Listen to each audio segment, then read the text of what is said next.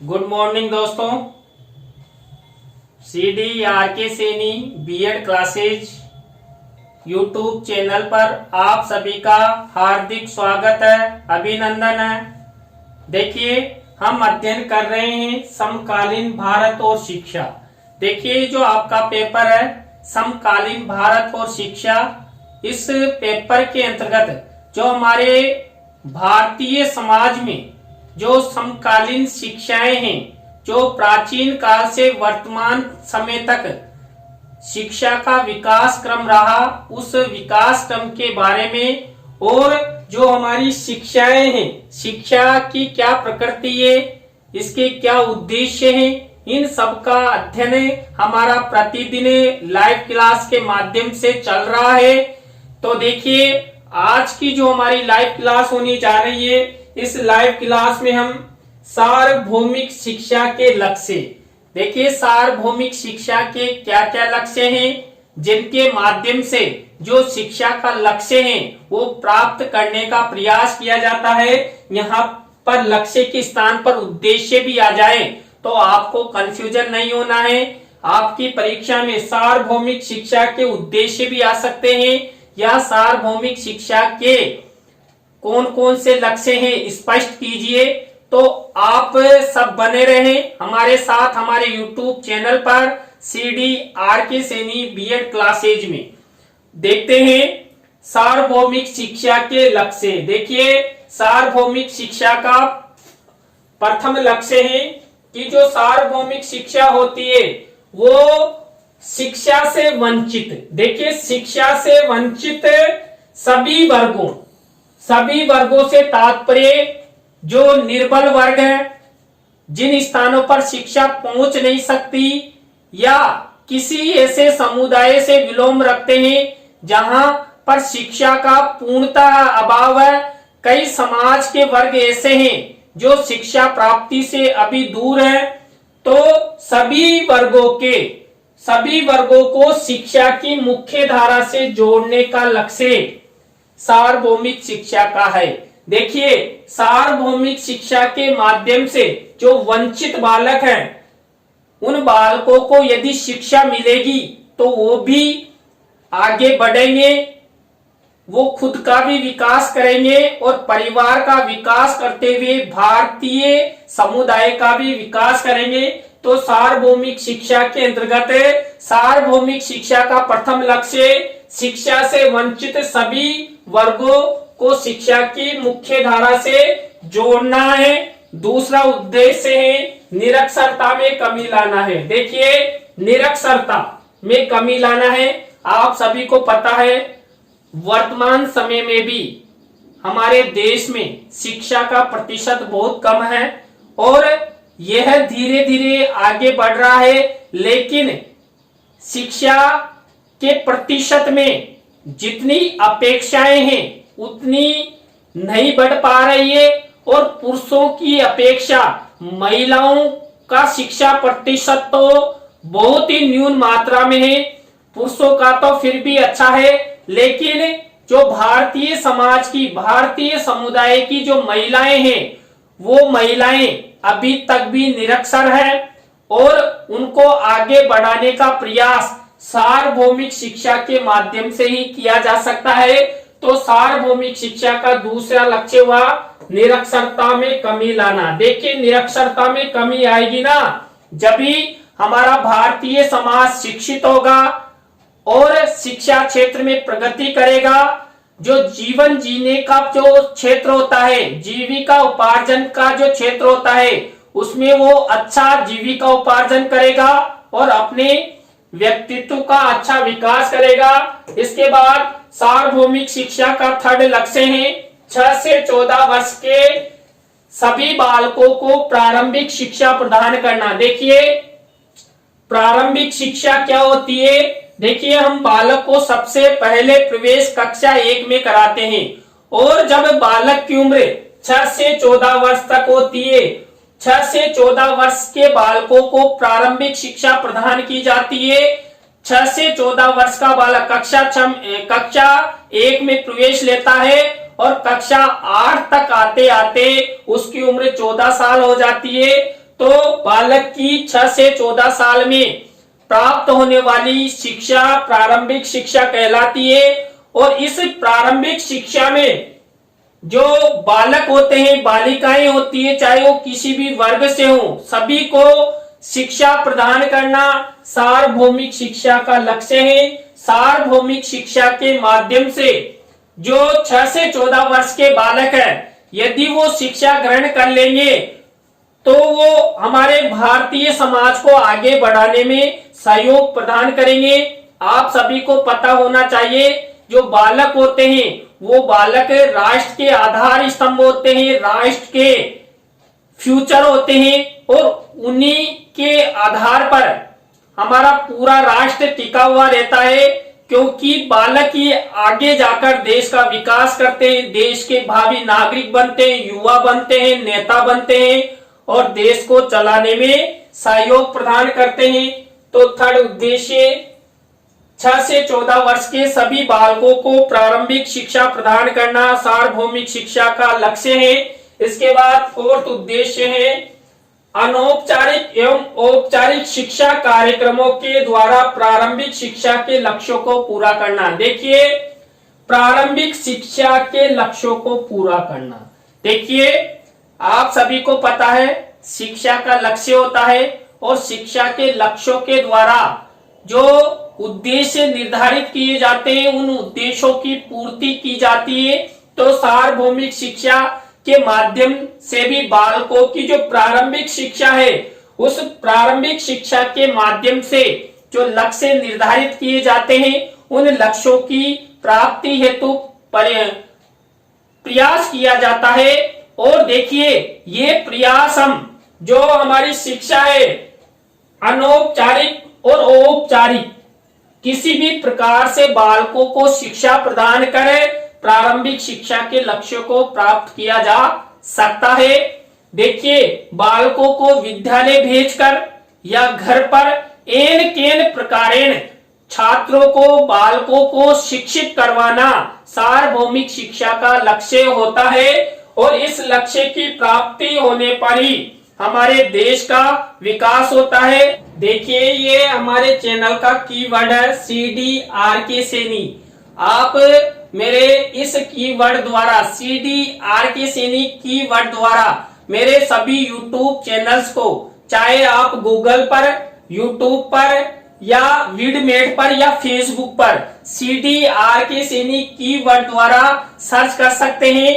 और CDRK Saini keyword द्वारा मेरे जो सभी चैनल्स हैं, जैसे बीएड क्लास से संबंधित चैनल है, साइकोलॉजी से संबंधित चैनल है, कंपटीशन से संबंधित चैनल है, संस्कृत से संबंधित चैनल है, सभी चैनल्स को आप CDRK सैनी कीवर्ड द्वारा सर्च कर सकते हैं।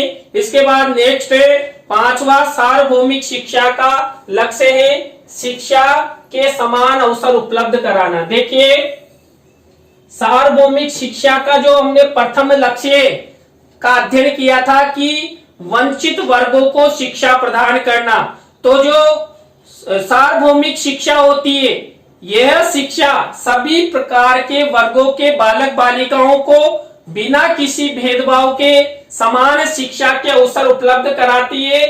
तो वो ना तो जाति देखती है, ना धर्म देखती है, ना वर्ग देखती है, सभी को समान मानते हुए सभी को समान शिक्षा प्राप्ति के अवसर प्रदान करती है।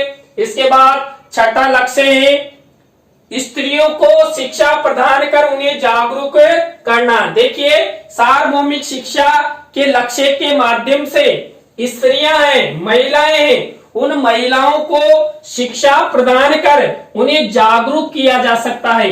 देखिए, महिलाएं जागरूक होगी, महिलाएं शिक्षित होगी तो वो अपने साथ साथ दो परिवारों को आगे बढ़ा सकती है, पियर पक्ष को और ससुराल पक्ष को।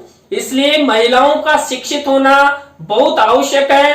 बालकों के पालन पोषण से लेकर उनकी शिक्षा तक का जो कार्य है वो माता के ऊपर ही निर्भर होता है।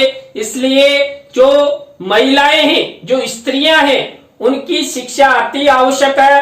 तो सार्वभौमिक शिक्षा के द्वारा स्त्रियों की शिक्षा को आगे बढ़ाया जा सकता है। हमारे भारत में जो महिलाओं का शिक्षा प्रतिशत है वो न्यून है, तो उस न्यून को अधिक में परिवर्तित किया जा सकता है। किसके माध्यम से? सार्वभौमिक शिक्षा के माध्यम से। तो सार्वभौमिक शिक्षा का उद्देश्य हुआ, लक्ष्य हुआ स्त्रियों को शिक्षा प्रदान कर उन्हें जागरूक करना। इसके बाद देखिए समानता पूर्ण शिक्षा प्रदान करना। देखिए हमारे देश में अनेक धर्म, अनेक जातियां हैं, अनेक वर्ग हैं और उनकी अलग अलग मान्यताएं, अलग अलग कानून हैं। कई समाज बालिकाओं की शिक्षा पर रोक लगाता है, तो कई आडंबर या रूढ़ियां लाकर उन्हें शिक्षा प्राप्ति से रोकता है। लेकिन सार्वभौमिक शिक्षा सभी को समानता पूर्ण शिक्षा प्रदान करती है। वो ना तो किसी के साथ भाई भतीजेवाद की नीति अपनाती है, उसकी निगाह में सब समान होते हैं और सभी को समानता पूर्ण शिक्षा मिले, इसके लिए जो सार्वभौमिक शिक्षा है वो लगातार प्रयास करती है और सार्वभौमिक शिक्षा के माध्यम से सभी को समानता पूर्ण शिक्षा प्रदान की जा सकती है और शिक्षा के लक्ष्यों को पूरा किया जा सकता है। इसके बाद देखिए 8वां लक्ष्य है शिक्षा के पाठ्यक्रम को उन्नत बनाना। देखिए शिक्षा के पाठ्यक्रम को उन्नत कैसे किया जा सकता है? जब हमारे भारतीय समाज में शिक्षित व्यक्ति होंगे, शिक्षित नागरिक होंगे, शिक्षित विद्वान होंगे। आप सभी को पता होना चाहिए पाठ्यक्रम का निर्माण विद्वानों द्वारा, विषय विशेषज्ञों द्वारा किया जाता है।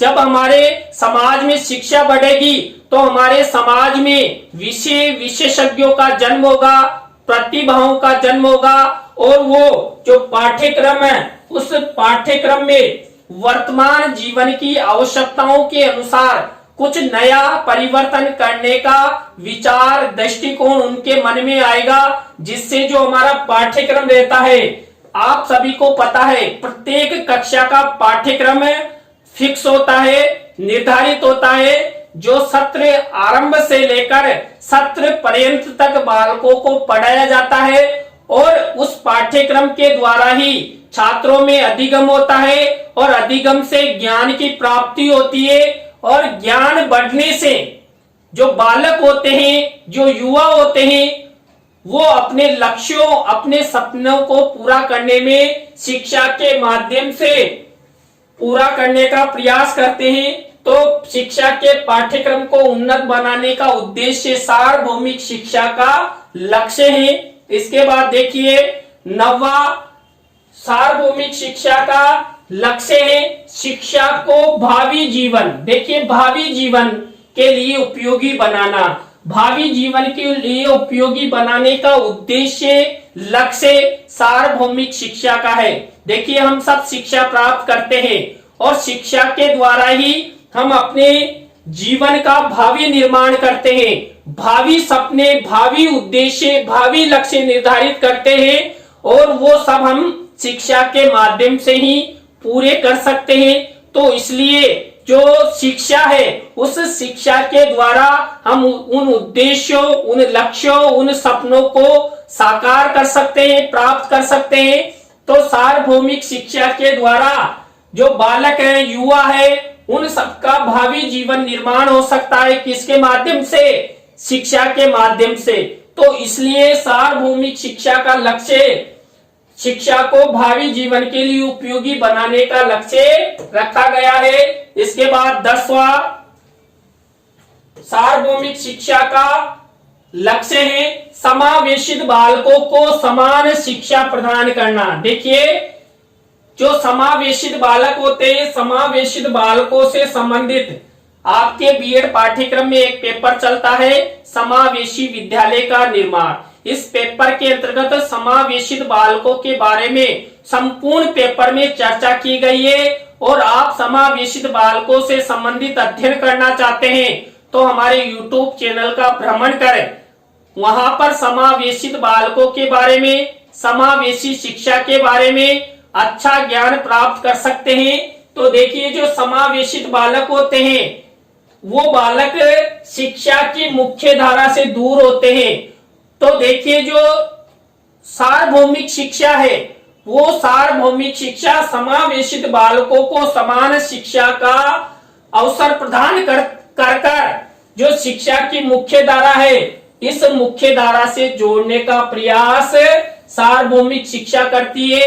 आपको मैं बता दूं, समावेशित बालक वो बालक होते हैं जो सामान्य बालकों की तुलना में अलग होते हैं, यानी सामान्य बालकों से बिल्कुल अलग दिखने वाले बालक समावेशित बालक होते हैं।